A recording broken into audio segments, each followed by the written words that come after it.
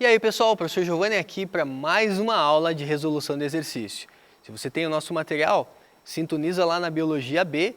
O papo de hoje é Reino Monera. O assunto, principalmente aí as bactérias. Vamos falar de bactérias e algumas doenças causadas aí por bactérias. Legal? Na aula anterior aí nós falamos dos vírus, falamos também de doenças causadas por vírus. Então, bora lá falar um pouquinho aí sobre as bactérias que compõem aí o reino Monera.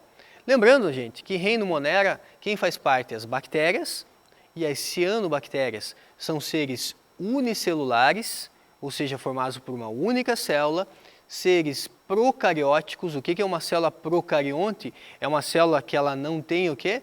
Não tem uma carioteca, ela não tem um envelope nuclear, certo? E não apresenta organelas membranosas. Além do envelope nuclear, não apresenta organelas membranosas. Lembrando que o núcleo também tem ali a carioteca, também é membranosa. Então não tem a carioteca, que é formada por uma membrana dupla, e não tem nenhum tipo de organela membranosa. Ô, professor, o que é uma organela membranosa?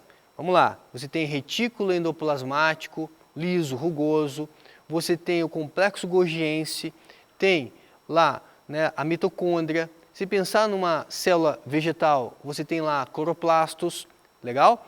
Única organela que as bactérias vão ter é a organela chamada de ribossomo. E o ribossomo é uma organela que não tem membrana. O ribossomo é composto 50% por proteína, e 50% por RNA ribossômico. Legal? Bora lá então dar uma olhada aqui na primeira questão do Enem, lá na sua página 576. Se você tem um material, eu aconselho que você use esse material para poder acompanhar a aula, assim fica mais divertido e você consegue aí resolver no seu caderno também. Exercício 1 diz assim: medidas de saneamento básico são fundamentais no processo de promoção de saúde e qualidade de vida da população.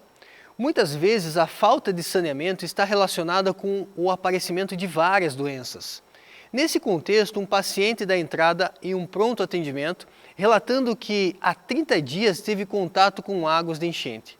Ainda informa que nesta localidade não há rede de esgoto e drenagem de águas pluviais e que a coleta de lixo é uma coleta inadequada. Ele apresenta os seguintes sintomas: febre, dor de cabeça e dores musculares. Vamos lá, gente. Algumas dicas importantes em relação ao texto. Só pelos sintomas não dá para resolver. Febre, dor de cabeça, dores musculares, isso pode estar relacionado a várias doenças, certo? Mas a dica está aqui. Quando ele fala contato com águas de enchente, contato com águas de enchente. E ele ainda reforça, essa água está em contato numa região que não tem tratamento de esgoto, ou seja, não tem um saneamento básico adequado. Propício para quê? Para a proliferação de ratos, propício para que ratos frequentem esse ambiente.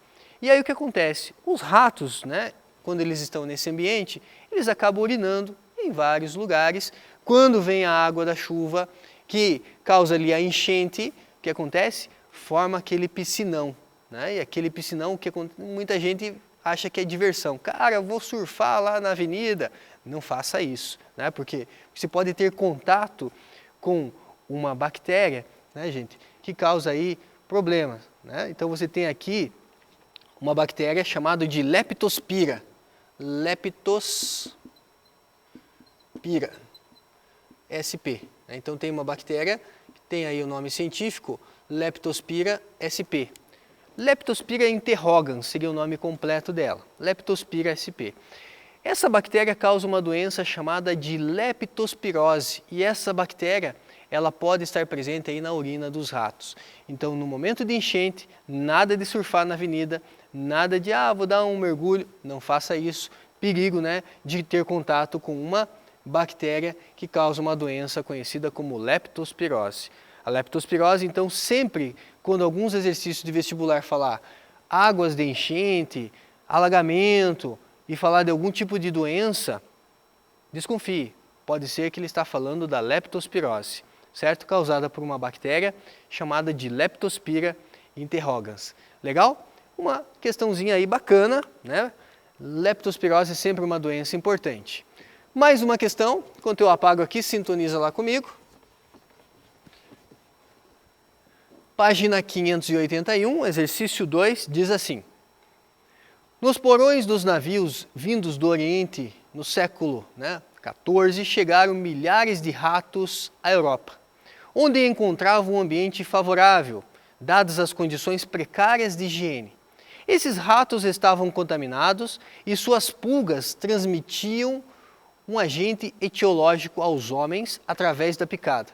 Então, pulgas transmitiam um agente etiológico. Beleza. Os ratos também morriam da doença e quando isto acontecia, as pulgas passavam rapidamente para os humanos para obterem seu alimento, o sangue. Qual é o agente etiológico? O que é um agente etiológico? É o agente que causa a doença. Qual é o agente etiológico? O agente que causa a doença. E qual é o nome popular? Ele quer saber o nome popular dessa doença. Galera, o agente etiológico é uma bactéria. Temos aqui uma bactéria conhecida como Yersinia pestis. Causa uma doença aí conhecida como peste bubônica. A Yersinia pestis, uma bactéria, causa uma doença, nome popular aí como peste bubônica. Então a alternativa correta, letra B. Não é uma doença que aparece muito aí nas questões, então por isso até eu, com uma precisão meio cirúrgica, eu fui lá e fui buscar uma questão, falei, cara, essa questão aqui é legal para a gente resolver numa videoaula, porque caso caia, você está aí bem treinado. Legal, gente? Veja que tem, de novo, ratos estavam contaminados e suas pulgas transmitiam. Então, dica, tá? A Yersinia pestis, ela tem a relação ali de ter contato ali com pulgas. Pulgas transmitem esse agente etiológico, pulgas transmitem a bactéria. Legal? Tá aí, então, mais uma questãozinha. Enquanto você abre sua apostila lá na página 581 e sintoniza comigo aqui nesse último exercício dessa videoaula, deixa eu apagar aqui e está tudo zerado novamente. Exercício 7 é um exercício do Enem. É sempre bom dar uma olhada como que o Enem pode cobrar esse tipo de assunto. Os medicamentos são rotineiramente utilizados pelo ser humano com o intuito de diminuir ou, por muitas vezes, curar possíveis transtornos de saúde. Os antibióticos são grupos de fármacos inseridos no tratamento de doenças causadas por bactérias. Galera, sintoniza aqui, ó. Antibiótico. Falou em antibiótico, Antibiótico, ele é um fármaco, ele é um medicamento utilizado no tratamento de doenças causadas por bactérias. Não adianta se eu estou com uma gripe, se estou com uma doença viral, usar um antibiótico. Por quê? Porque o antibiótico, ele vai agir como? Ele destrói parede celular bacteriana. Então, muitos antibióticos destroem a parede celular bacteriana, fazendo com que a permeabilidade dessa parede, ali você tem a questão da resistência dessa parede celular, ela se perca. E aí a bactéria acaba morrendo, certo? Ou ainda, os antibióticos, eles podem agir também destruindo o processo de síntese proteica, atuando lá nos ribossomos bacterianos. Ribossomos bacterianos são ribossomos menores. Então, os antibióticos, eles são bem pontuais, eles destroem ribossomos de bactérias, certo? Então, como que o antibiótico funciona? Funciona, professor? Funciona ou destruindo parede celular ou impedindo a síntese proteica bacteriana por destruir ali os ribossomos, beleza? Aí ele fala, fármacos inseridos no tratamento de doenças causadas, então, por bactérias. Então, cuidado, não caia em pegadinha, doença viral. Eu não tenho que tratar com antibiótico, doença viral, ou eu tenho a profilaxia, a prevenção a partir de vacina, ou eu conto com o meu sistema imunológico. Alguns medicamentos, no caso de vírus, você tem lá, por exemplo, o coquetel, no caso do HIV, ele não mata o vírus, mas ele atrapalha alguns mecanismos virais, certo? Diferente do antibiótico. O antibiótico ele acaba matando a bactéria porque ele destrói a parede celular bacteriana ou destrói o ribossomo bacteriano, certo? Estruturas bem específicas.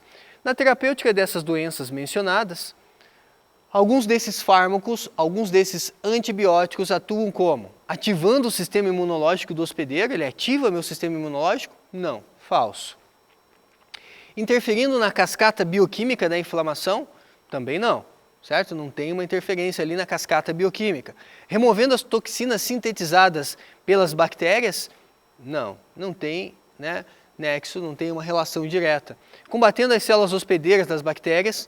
Também não. Não vai combater a célula hospedeira, a própria célula? Não.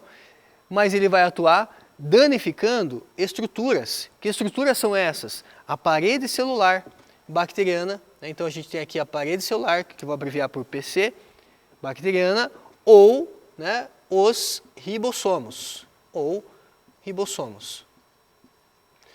E lembre-se, né, fica aí algo a mais para nós, o ribossomo de bactéria é um ribossomo conhecido como ribossomo 70S, certo? O ribossomo 70S, o que é um ribossomo 70S? É um ribossomo que ele é menor, a análise molecular dele é um pouco diferente da nossa análise molecular dos nossos ribossomos. Os nossos ribossomos são ribossomos 80S, né? E esse S, né, ele vem de Svedberg. Ai, professor, o que é esse Svedberg? É um coeficiente de sedimentação. Na verdade, lembre assim, ó, o S é com uma unidade de ribossomo. O ribossomo de procariontes é um ribossomo 70S. Um ribossomo de eucariontes, quem é eucarionte? Os eucariontes têm ribossomo 80S. Um coeficiente de sedimentação diferente. Por isso, quando você faz uso de um antibiótico, você não morre, né? Você destrói ribossomo 70S, não ribossomo 80S. Tá aí, né? Uma dica legal para vocês. Beleza, gente? Como eu deixei uma dica de doenças virais, vou deixar aqui também uma frase em relação a doenças causadas por bactérias. Então, olha só, também é uma frase bem bacana. Então, você tem aqui, ó, doenças causadas por bactérias. Todo mundo sofre com pequenas e grandes doenças. Todo mundo sofre com pequenas e grandes doenças. É uma frase bacana. T de tétano, tuberculose, posso associar também a tracoma, um tipo de conjuntivite, né, pode causar cegueira. Meningite bacteriana é a mais comum. Sífilis, uma doença sexualmente transmissível. Temos ali o que? O C de cólera, também a coqueluche. Lembrando que coqueluche pode aparecer com o nome de tosse comprida, né? Então temos a cólera, a coqueluche. P de pneumonia. G de gonorreia também. Sífilis e gonorreia são DSTs, doença sexualmente transmissível. E D de difteria, que pode aparecer com o nome aí de Krupp, né? Krupp, nome popular aí de Krupp. Certo? Você vai dizer, professor, mas está faltando um monte de doenças. Então, coloquei aqui para vocês. Leptospirose, botulismo, antraz, hanseníase, né, que é a lepra, tifo, a febre maculosa, febre tifoide e a doença de Lyme. Então, o macete é mais para você lembrar de algumas doenças, na verdade de várias doenças, mas tem algumas a mais ali que, se você puder lembrar, ajuda também. Legal? Então, macete, né? Deixa eu sair aqui da tela, você consegue fazer aí um print na tela. Foi. Como tarefa de casa, eu vou deixar aqui a sugestão de 3 exercícios aí para vocês, né? Lá na página 594, 595 e 596. Exercício 1 do praticando, 1 do habilidades e o 7 dos complementares. Se você não tem o nosso material, aqui está o exercício, você pode copiar, pode fazer print, o que você achar melhor. Então, o exercício 1 está aqui. O exercício 1 agora da habilidades, é o exercício do Enem.